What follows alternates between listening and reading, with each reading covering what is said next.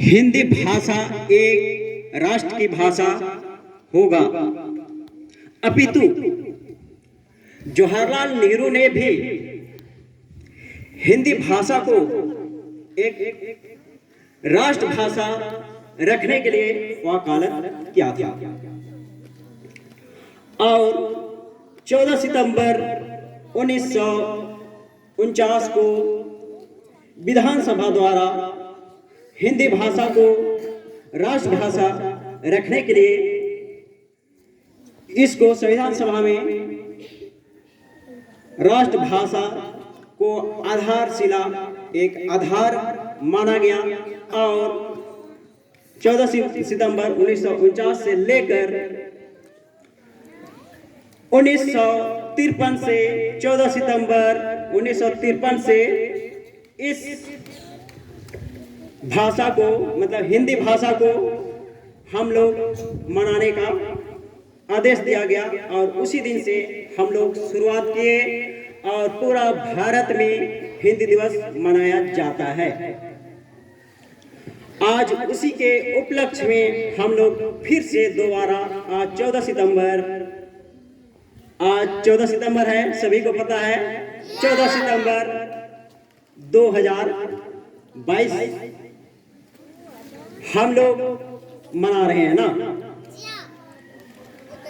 इस मनाने का कारण हम लोग को यह लगता है कि हिंदी भाषा हम लोग का भाषा है, हम लोग का देश का भाषा है, लेकिन हम लोग अच्छी तरह हिंदी नहीं बोल पाते हैं, वो बहुत दुख की बात है।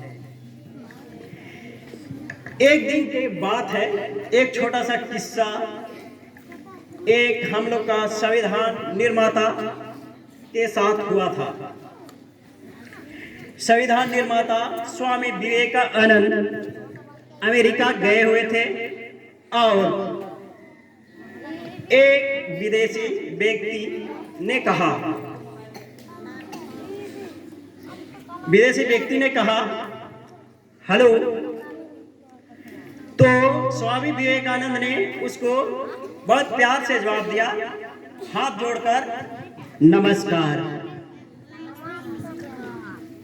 तो उस विदेशी व्यक्ति को लगा कि वास्तव में ये अंग्रेजी भाषा नहीं जानते हैं। उस विदेशी व्यक्ति को लगा तो वो बोला, उसको थोड़ा बहुत टूटी फूटी हिंदी आती थी।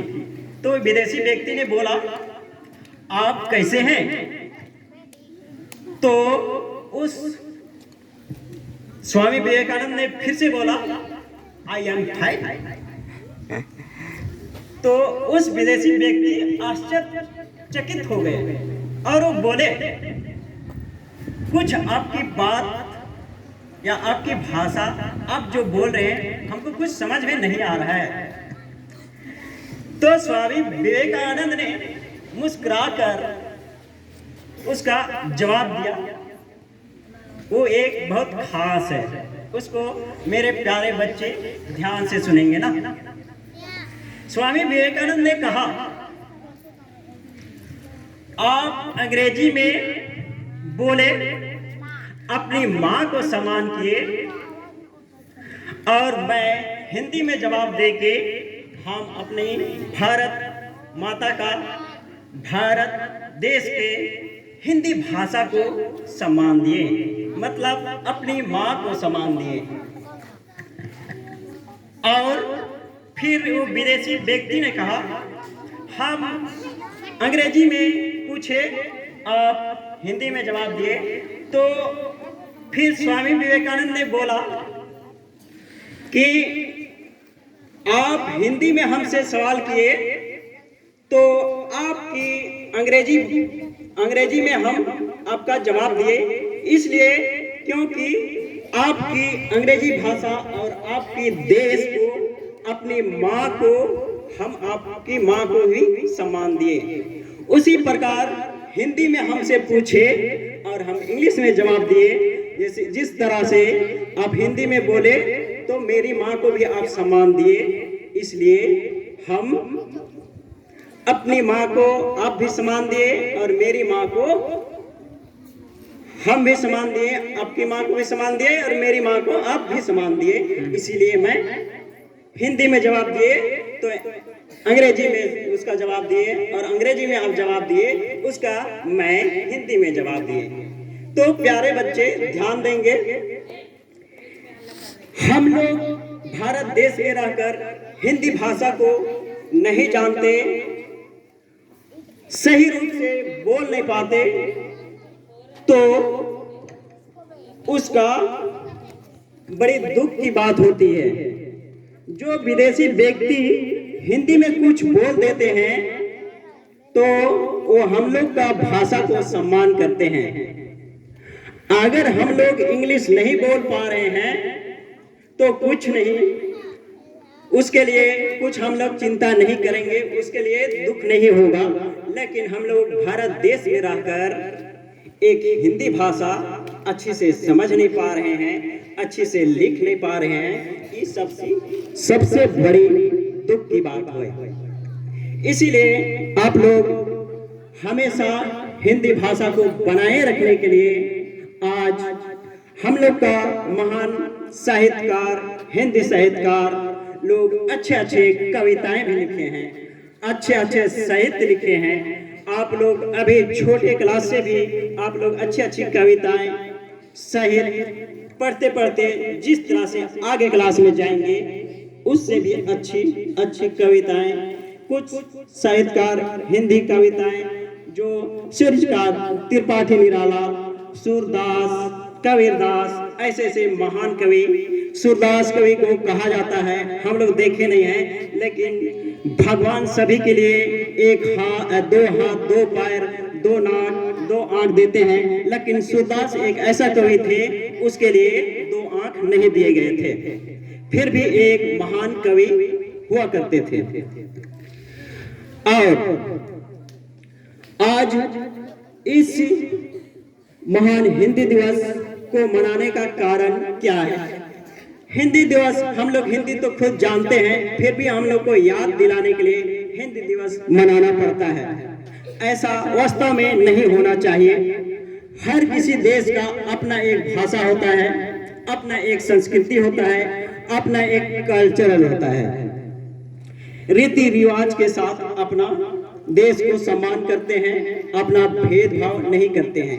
लेकिन हम कुछ बोलना चाह रहे हैं, कुछ हमारे विद्यार्थी अच्छा पढ़ाई करना चाहते हैं, इंजीनियर बनना चाहते हैं, हायर एजुकेशन मतलब हाई लेवल का पढ़ना चाहते हैं, डॉक्टर बनना चाहते हैं, लेकिन आज हमारे देश में हिंदी भाषा में अच्छी तरह लिखा हुआ किताब हिंदी भाषा में नहीं मिलता है।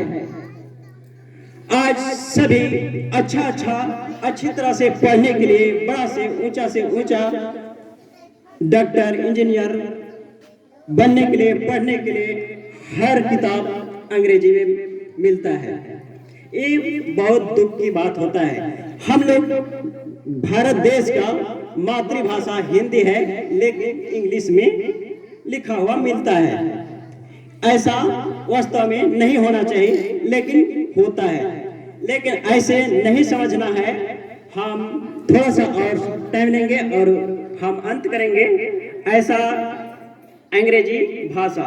लेकिन हम लोग का देश में हिंदी भाषा मातृभाषा है और मातृभाषा को लेकर नहीं चलेंगे, हम लोग को आगे तक बढ़ना है, तो अंग्रेजी भाषा भी बहुत जरूरी है, क्योंकि अंग्रेजी भाषा अंतर्राष्ट्रीय भाषा है। उसी प्रकार हम लोग का राजकीय भाषा या हम लोग का राज्य का संपर्क भाषा कौन सा है, सभी को जानते हैं बच्चे लोग।